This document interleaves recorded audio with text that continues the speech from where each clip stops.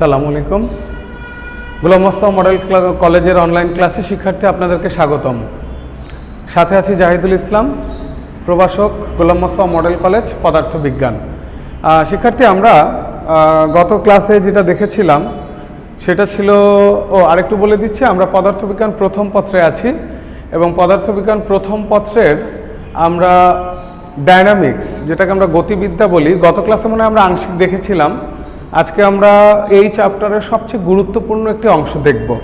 আপনারা হয়তোবা যারা বিগত সালের কোশ্চেনগুলো দেখেছেন বা বইয়ের পেছনে থাকা কোশ্চেনগুলো অবজার্ভ করেছেন, তারা বুঝতে পারবেন যে আমরা আজকে যে টপিকটা নিয়ে আলোচনা করব সেই একটা টপিকে আজকে ক্লাসটা শেষ হয়ে যাবে। আর এই টপিকটা হচ্ছে এই চ্যাপ্টারের সবচেয়ে গুরুত্বপূর্ণ একটি অংশ। তো আশা করি শিক্ষার্থী আপনারা মনোযোগ সহকারে ক্লাসটি করবেন। তো আজকে আমরা যেটা দেখব সেটা হচ্ছে, আপনারা দেখতে পাচ্ছেন, প্রক্ষেপক বা আমরা যেটাকে প্রাস বলি, আর ইংলিশে বলা হয় হচ্ছে প্রজেক্টাইল। এখন প্রাস শব্দটা আসলে কি? শিক্ষার্থী, আপনারা অনেক সময় দুষ্টুমি করে হোক, মজা করে হোক, আপনাদের বন্ধু বান্ধবী বা আপনাদের পরিচিত কাউকে কোনো কিছু নিক্ষেপ করেন। আচ্ছা, একটু মাথায় চিন্তা করে দেখেন তো, আপনি যখন কোনো একটি বস্তুকে নিক্ষেপ করেন তখন সেটাকে আকাশের দিকে মারেন, নাকি মাটিতে গড়ায় মারেন, নাকি তাকে টার্গেট করে আপনি এইভাবে নিক্ষেপ করেন? শিক্ষার্থী, যারা ছেলেরা আছেন, আপনারা যারা ক্রিকেট খেলেন, তারা যখন ফিল্ডিং করার সময় আপনারা বলটা কুড়িয়ে যখন নিক্ষেপ করেন, সেই জিনিসটা একটু মাথায় চিন্তা করেন। আর মেয়েরাও একটি পানির বোতল হতে পারে অথবা কোনো একটি বস্তু আপনি আপনার বান্ধবীর গায়ে নিক্ষেপ করছেন। সো এই দুইটা জিনিস কিন্তু সেম। আর সেই কনসেপ্ট থেকেই আমরা আজকে যেটা দেখব সেটা হচ্ছে প্রক্ষেপক, প্রাস অথবা হচ্ছে প্রজেক্টাইল। শিক্ষার্থী, খেয়াল করবেন, কোনো একটি বস্তুকে আনুভূমিক বরাবর তির্যকভাবে নিক্ষেপ করলে, আপনি ও বিন্দু থেকে একটি বস্তুকে নিক্ষেপ করছেন ভূমি, এটাকে আমরা ভূমি বা অনুভূমিক বলছি। যখন ভূমি বরাবর নিক্ষেপ করবেন তির্যকভাবে কেন বলা হয়েছে? আচ্ছা শিক্ষার্থী, আপনি যদি ফ্লোরে ছেড়ে দেন সেটা কি তির্যকভাবে হবে বা সে কি কোনো কোণ তৈরি করতে পারবে? না শিক্ষার্থী, ভূমি বরাবর বা অনুভূমিক বরাবর সে কোনো কোণ তৈরি করতে পারবে না। সুতরাং অবশ্যই তাকে নিক্ষেপ করতে হবে এইভাবে, মানে আপনি এইভাবে মারবেন সেইভাবে পড়বে, তাহলে ভূমির সাথে তার এই জায়গাতে একটি অবশ্যই কোণের সৃষ্টি হবে। সেই কোণটাকে আমরা বলছি থিটা। এবং প্রক্ষেপক, প্রাস বা প্রজেক্টাইলটা হচ্ছে কোনো একটি বস্তুকে যদি তির্যকভাবে ভূমি বরাবর বা অনুভূমিক বরাবর নিক্ষেপ করা হয় তাহলে তাকে আমরা বলি হচ্ছে প্রাস। শিক্ষার্থী, প্রাসের খেয়াল করবেন, এটা আমরা দ্বিমাত্রিক হিসেবেই চিন্তা করি। এক্স অক্ষ বরাবর অনুভূমিক এবং ওয়াই অক্ষ বরাবর হচ্ছে উলম্ব এবং তাদের মিটিং পয়েন্ট হচ্ছে ও। আচ্ছা শিক্ষার্থী, আমি জানি না আপনারা 9-10-এ তো অবশ্যই পড়ে আসছেন, গতির সমীকরণগুলো পড়েছেন না? গতির 3টা সমীকরণ ছিল, তো ওই গতির সমীকরণের কিছু ব্যাপার স্যাপার আছে, ওগুলো আমাদের এখানে কাজে আসবে, একটু খেয়াল করবেন। দেখেন, যখন বস্তুটি আপনি ও বিন্দু হতে তির্যক বরাবর ভূমি বা অনুভূমিকের সাপেক্ষে নিক্ষেপ করবেন তখন তার মান হচ্ছে vx0 = v0 cos θ। শিক্ষার্থী, আপনি বলতে পারেন স্যার এখানে কেন cos θ হবে? আবার একটু খেয়াল করবেন, যখন উলম্ব তল আমরা বলবো তখন উলম্ব তলটা হচ্ছে sin θ, তাহলে অবশ্যই এই জায়গাতে একটি যোগসূত্র আছে। কেমন করে? স্যার আপনারা জানেন যে sin θ হচ্ছে লম্ব বাই অতিভুজ। খেয়াল করবেন, sin θ হচ্ছে লম্ব বাই অতিভুজ, ফাইন। আচ্ছা, cos θ হচ্ছে ভূমি বাই অতিভুজ। আচ্ছা, ভূমি বাই অতিভুজ, যখন ভূমিকে আপনি প্রায়োরিটি দিচ্ছেন, খেয়াল করবেন, যখন ভূমিকে আপনি প্রায়োরিটি দিচ্ছেন তখন অবশ্যই cos θ ভূমির সাথে আসবে। যখন লম্বকে আপনি প্রায়োরিটি দিচ্ছেন তখন উলম্ব বা এই অংশের সাথে sin θ আসবে। আচ্ছা শিক্ষার্থী, একটা ব্যাপার মনে রাখতে হবে, প্রাসের ক্ষেত্রে যখন আমি বলটি হাতে নিব, এখনো নিক্ষেপ করি নাই, নিক্ষেপ করার মুহূর্তে, খেয়াল করবেন আবারও বলছি, প্রাসটা যখন আমরা চিন্তা করব, আমি হাতে একটা বল নিছি, বলটাকে আমি নিক্ষেপ করব। এখন এই নিক্ষেপের ক্ষেত্রে আমি এখনো করি নাই, নিক্ষেপের মুহূর্তে যখন আমি নিক্ষেপ করব সেটাকে আমরা বলছি শুরুতে বা আদি অবস্থানে সর্বদা x0 y0 এদের দুইজনের মান হবে 0। কেন 0 হবে? আমি না এখনো নিক্ষেপ করি নাই, করব, তার মানে তার আনুভূমিক কোনো দূরত্ব নাই। আমি নিক্ষেপ করি নাই, করব, তার মানে তার উলম্ব তলে কোনো উচ্চতা নাই। খেয়াল করেন, তাহলে x নট 0, y নট 0 এবং g এর মান হবে 9.8 মিটার পার সেকেন্ড 2। আচ্ছা, এখন একটা কথা আছে, আমি জানি না আপনাদের 8, 9, 10-এও আপনারা পড়ে আসছেন, অভিকর্ষজ ত্বরণ বলে একটা শব্দ ছিল, মনে আছে? যেটাকে আমরা বলতাম হচ্ছে g, আর এটার মান হচ্ছে 9.8 ms ইনভার্স 2, বাট এটার মান মেরু হিসেবে পরিবর্তন হয়, কোন অঞ্চলে বাড়ে, কোন অঞ্চলে কমে। আচ্ছা শিক্ষার্থী খেয়াল করবেন, এখন এই জি এর মানটা 9.8 মিটার পার সেকেন্ড 2 যদি হয়, তাহলে মানে এই মানটা কেমন করে সম্ভব হতে পারে? আচ্ছা, আপনি যদি এই জায়গা থেকে একটা বস্তু ছেড়ে দেন, সেটা কোথায় পড়বে? অবশ্যই ভূমিতে পড়বে। আচ্ছা, এটা ভূমিতে পড়ার জন্য আপনাকে কি কোনো ফোর্স করতে হয়েছিল? আপনি কি নিয়ে এইভাবে ফেলছেন, না ধরে ছেড়ে দিচ্ছেন?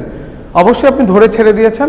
তাহলে খেয়াল করবেন, যেই কাজটা করতে আপনার কোনো বেগ পেতে হয় না, আপনি নিয়ে ছেড়ে দিচ্ছেন, সে পড়ে গেছে। আচ্ছা, যদি নিচের বস্তুটাকে এখন আপনি উপরে উঠাতে চান, আপনি ধরলে কি সে উপরে চলে আসবে? না শিক্ষার্থী, সে কখনোই নিজে নিজে উপরে আসবে না। তাহলে ব্যাপারটা কি হবে? অবশ্যই এখানে একটা চিন্তার বিষয় আছে। স্যার, আমি যদি এটাকে ছেড়ে দিই, নিচে পড়ে যাবে, আর নিচের বস্তুটাকে ধরলেই সে উপরে আসবে না, তাকে ধরে কষ্ট করে উপরে আনতে হবে। তার মানে এই কাজটাকে আমরা বলছি বলের বিরুদ্ধে কাজ বা অভিকর্ষজ ত্বরণের বিপক্ষে কাজ। সেই জন্য এই জায়গাতে জি এর মানটা হবে সর্বদা নেগেটিভ। আমি আবারও বলছি, এইখানে জি এর মানটা হবে সর্বদা নেগেটিভ। কেননা আপনি বলের বিপক্ষে, মানে উপরের দিকে নিক্ষেপ করছেন, বলের বিপক্ষে কাজ করছেন, আর বলের বিপক্ষে কাজ করলে সর্বদা অভিকর্ষ ত্বরণ জি এর মান হয় ঋণাত্মক। আচ্ছা শিক্ষার্থী, এই চ্যাপ্টারের এই টপিকেরই আরেকটা অংশ হচ্ছে প্রাসের গতিপথ বা চলরেখ একটি পরাবৃত্ত বা প্যারাবোলা। এই কথাটার অর্থ কি? শিক্ষার্থী একটু খেয়াল করেন, এটা আপনাদের 2 নম্বরের একটি, মানে ক্ষয়ের একটি কোশ্চেন, গুরুত্বপূর্ণ কোশ্চেন। তো এটা কেমন করে হইল?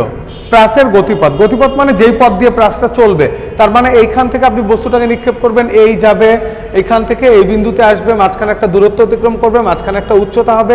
আচ্ছা শিক্ষার্থী, আমি যদি এদের মধ্যবর্তী তির্যকভাবে যাওয়ার ফলে যে কোণটা তৈরি হয়েছে, এই কোণটাকে আমি ধরলাম থিটা নট। আচ্ছা ফাইন। আচ্ছা, অনুভূমিকে তার বেগ হচ্ছে V naught cos theta not, উলম্ব তলে V naught sine theta not. আচ্ছা, এবার খেয়াল করেন, এক্স ইকুয়ালস টু, মানে এক্স অক্ষ বরাবর তার মান হচ্ছে এইটা। আচ্ছা, আমি এখানে V naught cos theta not পাইছি এইখান থেকে, টিটা কোথা থেকে আসলো? সেক্ষেত্রে আপনাদের এই সমীকরণটা মনে আছে, এক্স ইকুয়ালস টু ভিটি। হ্যাঁ শিক্ষার্থী, এটা হচ্ছে সমবেগের সমীকরণ। আমরা যখন গতি ও রাশিমালা বা গতি সমীকরণগুলো করেছিলাম, তখন আমরা পড়েছিলাম যদি কোনো বস্তু সমবেগে থাকে, অর্থাৎ তার ত্বরণ যদি শূন্য হয়, তাহলে তার সমীকরণ হচ্ছে এক্স ইকুয়ালস টু ভিটি। এখন সেই জায়গা থেকে এক্স ইকুয়ালস টু এই টোটালটা হচ্ছে ভিটি। আচ্ছা ফাইন, এটা কার গেল? এটা হচ্ছে অনুভূমিক বরাবর গেল। এবার একটু খেয়াল করেন শিক্ষার্থী, এটা হচ্ছে উলম্ব বরাবর তার অতিক্রান্ত সরণ। আচ্ছা, উলম্ব বরাবর অতিক্রান্ত সরণ বা অতিক্রান্ত দূরত্ব যদি হয়, তাহলে V naught t minus half GT square. শিক্ষার্থী, এটা কোথেকে আসছে জানেন? আমি জানি না আপনাদের মনে আছে কিনা, দেখেন তো এই সমীকরণটা আপনাদের মনে আছে? ভি ইকুয়ালস টু, এখানে ছিল কি ভি নট টি,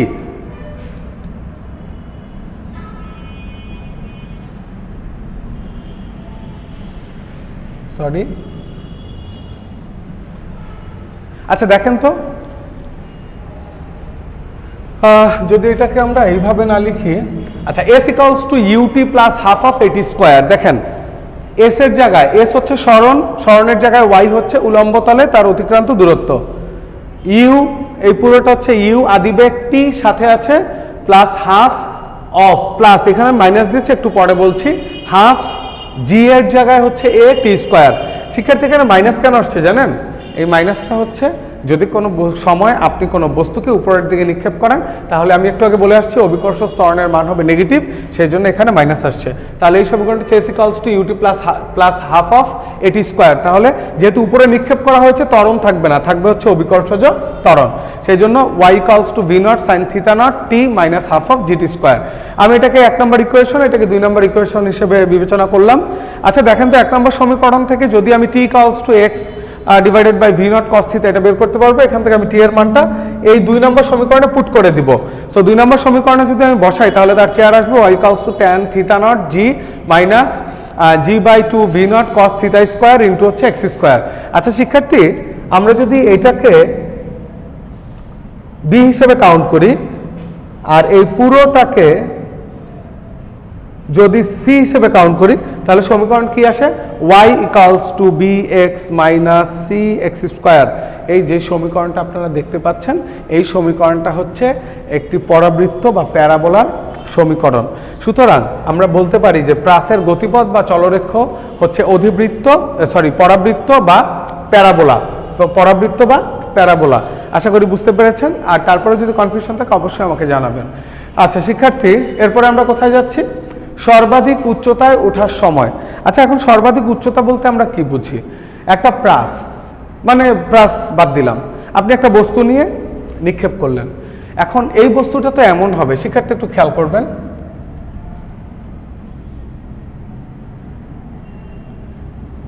এই বিন্দুটা হচ্ছে তার সর্বাধিক উচ্চতা।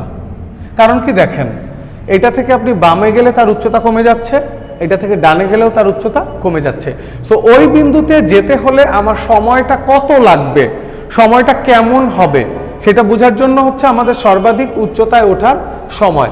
আচ্ছা শিক্ষার্থী, এই সমীকরণটা মনে আছে? হয়তো একটু অপরিচিত লাগছে। খেয়াল করেন, এই সমীকরণের আপনাদের ক্লাস 9-10 ভার্সন ছিল হচ্ছে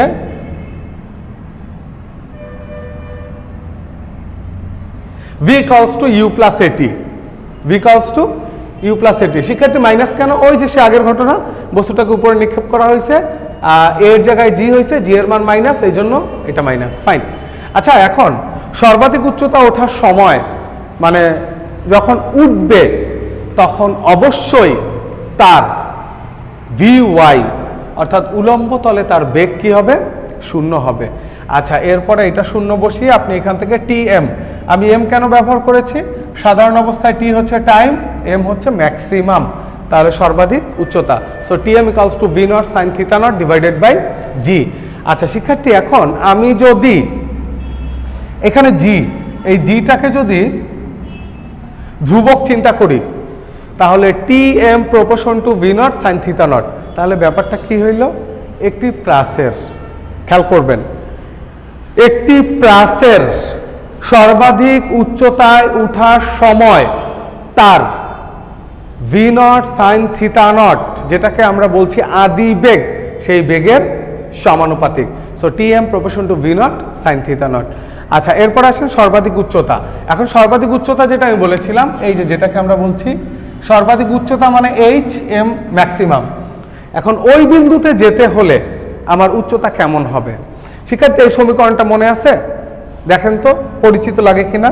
v² = u² + 2as, v² vy² = u² vy0² minus, কেন মাইনাস? ওই জি এর জন্য মাইনাস 2, এর জায়গায় অভিকর্ষ ত্বরণ জি, সরণ এস এর জায়গায় হচ্ছে, যেহেতু উচ্চতা লম্ব বরাবর ভূমি কাজ করবে না সেই জন্য y আসছে। সো এখানেও হচ্ছে vy0 এর মান হচ্ছে, vy এর মান হচ্ছে 0। কেন? আচ্ছা, আপনি একটু চিন্তা করেন তো, একটা বস্তু উপরে নিক্ষেপ করছেন, যেই বিন্দুতে গেলে তার বেগ 0 হবে, ওইখান থেকে সে আবার নিচে ব্যাক করা শুরু করবে, তার মানে সেটাই হচ্ছে তার maximum height. So maximum height vy, এই মানটা 0 হয়ে যাবে, মানে বেগ 0 হয়ে যাবে। আচ্ছা, এটা 0 হয়ে গেলে এখান থেকে আপনি hm এর মানটা বের করবেন, hm maximum height. So hm = v0 sin θ0²। এখানে আপনি ধ্রুবক কাকে ধরবেন?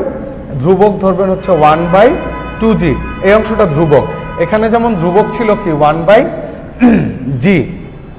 সো কোন প্রাসের ক্ষেত্রে সর্বাধিক উচ্চতা ওঠার সময় তার v0 sin θ0² বা তার বেগের বর্গের সমানুপাতিক, এটা হচ্ছে লাস্ট সমীকরণ। আচ্ছা, এরপরে খেয়াল করবেন উড্ডয়নকাল বা বিচরণকাল। আচ্ছা শিক্ষার্থী, উড্ডয়নকাল বিচরণকাল বলতে আমরা কি বুঝি? আপনি একটা বস্তুকে না হাতে আছে, আপনার হাতে বা ফ্লোরে আছে, আপনি নিয়ে উপরে নিক্ষেপ করলেন, টাইম ল্যাপসটা নিয়ে নিলেন। এখন যতক্ষণ সময় এই বস্তুটা, মানে যেই জায়গা থেকে আপনি নিক্ষেপ করেছেন, লাইক আপনি যদি ভূমি থেকে নিক্ষেপ করেন, আবার ভূমিতে ফিরে আসতে সময়টা দেখবেন যে এটা গেল আসতে মানে গেল ওইখান থেকে চলে আসতে তার 20 সেকেন্ড সময় লাগছে, তার মানে সে ভূমিতে পড়ার আগ মুহূর্ত পর্যন্ত যেই সময় সেটাকে আমরা বলছি বিচরণকাল। অর্থাৎ একটি বস্তুকে ভূমি থেকে নিক্ষেপ করলে ভূমিতে ফিরে আসার আগ পর্যন্ত যেই সময়টা আমরা কাউন্ট করি বা যেই সময়টা থাকে সেই সময়টা হচ্ছে উড্ডয়নকাল বা বিচরণকাল।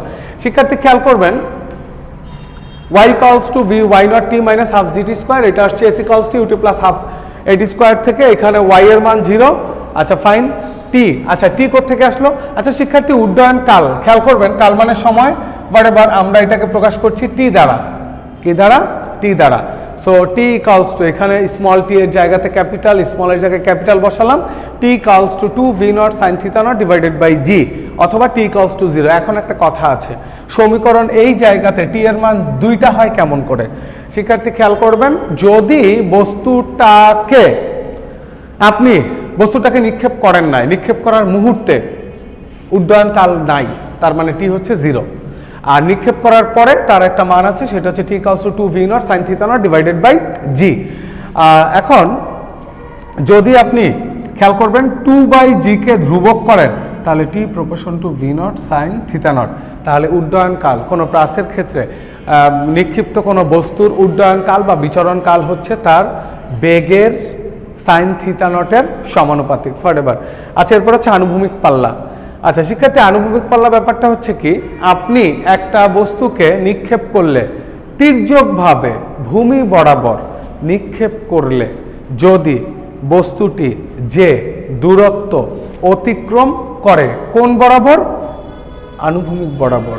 অর্থাৎ আমি বস্তুটাকে নিক্ষেপ করলাম এই বিন্দু থেকে যেখানে মাটিতে পড়বে ওই বিন্দুটা, লাইক আপনি ও বিন্দু থেকে বস্তুটাকে নিক্ষেপ করছেন, এটা এসে সাপোজ পড়লো হচ্ছে পি বিন্দুতে, তাহলে ও থেকে এসে পি বিন্দুতে পড়ছে, তাহলে ও থেকে পি পর্যন্ত যে দূরত্ব এটাই হচ্ছে আনুভূমিক পাল্লা।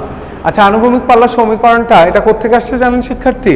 এটা আসছে হচ্ছে আপনার এই যে এই সমীকরণটা থেকে, একটু খেয়াল করবেন এই যে এটা থেকে, y equals to tan theta naught x minus g 2 into v naught cos theta naught square into x square থেকে আমি সমীকরণটা লিখলাম। সরি, এখন যেহেতু আনুভূমিক বরাবর, খেয়াল করবেন এটা কি, কোন বরাবর? আনুভূমিক। আনুভূমিক বরাবর উচ্চতা সর্বদা শূন্য, উচ্চতা বা উলম্ব বরাবর আনুভূমিক সর্বদা শূন্য, তাহলে এই জায়গায় এটা হচ্ছে 0। সো এখান থেকে আপনি আর এর মান বের করেন। ঠিক একইভাবে আর এর মান হচ্ছে 2টা, এইখান থেকে সরি এখান থেকে একটা বের করলেন, আর ইকুয়ালস টু 0 করলেন। 0 কেন হবে? আচ্ছা শিক্ষার্থী যখন বস্তুটাকে নিক্ষেপ করা হয় নাই, বস্তুটাকে আপনি নিক্ষেপ করেন নাই, তার মানে তার আনুভূমিক পাল্লা নাই, এজন্য আর এর মান 0। এটা নিক্ষেপের মুহূর্তে, এটা হচ্ছে নিক্ষেপের সময় বা নিক্ষেপের পরে। আচ্ছা এখন একটা ব্যাপার আসেন, আনুভূমিক পাল্লাটা আসলে কি বা কেমন করে কাজ করে? শিক্ষার্থী আপনারা কখনো লং জাম্প দিয়েছেন? আচ্ছা আপনি এইখান থেকে দাঁড়িয়ে জাম্প দিয়ে কতটুক যাবেন? আর যদি এই জাম্পটা আপনি দূর থেকে দৌড়ে এসে দেন তাহলে কি বেশি যাবেন নাকি কম যাবেন? মনে রাখবেন শিক্ষার্থী, আনুভূমিক পাল্লার ব্যাপারটা হচ্ছে যদি মানে এটা নির্ভর করে 2টা বিষয়ের উপরে। কয়টা বিষয়? 2টা। প্রথম হচ্ছে তার অন্তর্ভুক্ত বা তির্যক কোণের উপরে, দ্বিতীয়ত হচ্ছে এটা নির্ভর করে আদি বেগের উপরে। এখন আমি যদি এখান থেকে দৌড়ে এসে লাফ দেই অনেক দূর যেতে পারবো, আর আমি যদি জায়গা থেকে ইনস্ট্যান্ট লাফ দেই বেশি দূর যেতে পারবো না, কারণ আমার আদি বেগ হচ্ছে 0। তাহলে আনুভূমিক পাল্লা নির্ভর করে হচ্ছে তার আদি বেগের উপরে। আদি বেগ যত বেশি হবে আনুভূমিক পাল্লা তত বেশি হবে। অন্তর্ভুক্ত কোণ যত ছোট হবে। আচ্ছা এখানে আরেকটা কথা আছে, এখন যত ছোট বলতে এমন না যে 0-র কাছাকাছি হলে আমি কেমন করে যাব, আবার এমন না 90 ডিগ্রি, তাহলে তো আমি সোজা উপরে চলে যাব। অর্থাৎ এটার জন্য একটি ম্যাক্সিমাম মানের প্রয়োজন আছে, খেয়াল করবেন। আচ্ছা আপনারা শিক্ষার্থী জানেন যে সাইন থিতা বা সাইন 2 থিতা সর্বোচ্চ মান কত? শিক্ষার্থী সাইনের সর্বোচ্চ মান হচ্ছে 1, এর উপরে সাইন থিতার কোনো মান নাই। আচ্ছা, যেহেতু সাইন 2 থিটার মান সর্বোচ্চ 1, তাহলে আমি 1 বসাই। Sine 2 theta equals to 1, sine 2 theta equals to, আচ্ছা সাইন 1 এর মান হচ্ছে কত? সাইন 90 ডিগ্রির মান হচ্ছে সাইন 1, সো 90 ডিগ্রি। তাহলে শিক্ষার্থী সাইন সাইন চলে যাবে, 2 দিয়ে 90 কে ভাগ করলে 45। তার মানে থিটা ইকুয়ালস টু 45 হলে, খেয়াল করবেন, থিটা ইকুয়ালস টু 45 হলে আনুভূমিক পাল্লা সর্বাধিক হবে কত হলে? 45। এবার আসেন, আমি এখানে আর এর মান বের করেছিলাম V naught square sine 2 theta divided by G. এখন আমি থিটার মান কত পাইছি শিক্ষার্থী? 45। ফাইন, আমি এখানে 45টা বসিয়ে দিব। 45টা বসালে 45 ইন্টু 2, তার মানে সাইন 90 হচ্ছে কত শিক্ষার্থী? 1।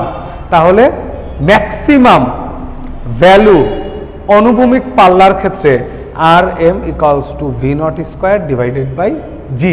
একটু খেয়াল করবেন, এমনিতে আর এর সমীকরণ হচ্ছে R equals to V naught square sine 2 theta divided by G. আর যদি আনুভূমিক পাল্লা হয় ম্যাক্সিমাম, তাহলে হবে R M equals to V naught square by G. আপনারা 9 10-এ না এই সমীকরণটা এইভাবে পড়ে আসছেন, R equals to U square by G. So U square means হচ্ছে ভি নট, কারণ আপনারা এখন একটু বড় হয়েছেন, তো আপনারা আগে যেটাকে খেয়াল করবেন, আগে যেটাকে ভি বলতেন শেষ বেগ, সেটা এখন ভি আছে, আর যেটাকে ইউ আদিবেগ বলতেন সেটা হয়ে গেছে ভি নট। সেটা কি? V naught. আচ্ছা শিক্ষার্থী, আজকের লাস্ট টপিকে আমরা চলে আসছি। একটু খেয়াল করবেন, আজকের লাস্ট টপিক হচ্ছে আমাদের কেন্দ্রমুখী ত্বরণ। আচ্ছা, কেন্দ্রমুখী ত্বরণ। শিক্ষার্থী, আপনি কখনো গ্লাসের মধ্যে শরবত চামচ দিয়ে চিনি মিশাইছেন বা গুলাইছেন? অথবা আপনি কোনো পাত্রের মধ্যে পানি নিয়ে সেটাকে এইভাবে মুভ করছেন, বা বালতির মধ্যে পানি নিয়ে?